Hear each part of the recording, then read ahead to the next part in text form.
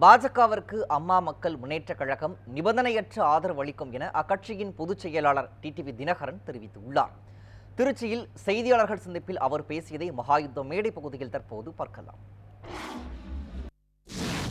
தமிழ்நாட்டைச் சேர்ந்த முக்கியமான நிர்வாகியுடனும் மத்தியிலிருந்து அனுப்பப்படுகின்ற நிர்வாகிகளுடன் பேசிட்டு இருக்கோம்னு சொல்லியிருக்கேன். பலமுறை பேசியிருக்கோம்.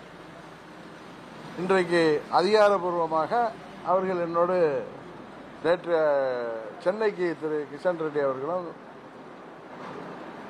மத்திய அமைச்சர் திரு வி.கே. சிங் அவர்களும் வந்திருக்காங்க. என்னால் அவர்களை சந்திக்க முடியவில்லை, ஏன்னா நான் திருச்சிக்கு வந்துட்டதுனால. அதனால் தொலைபேசியில் திரு அண்ணாமலை அவர்கள் என்னோட தொடர்பு கொண்டார்கள்.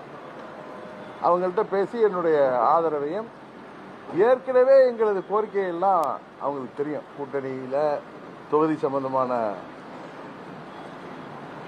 எங்களது கட்சி அம்மா மக்கள் முன்னேற்ற கழகத்தின் தேவைகளை ஏற்கனவே அவங்கள்ட்ட நாங்கள் கடிதம் மூலமே கொடுத்துருக்கோம்.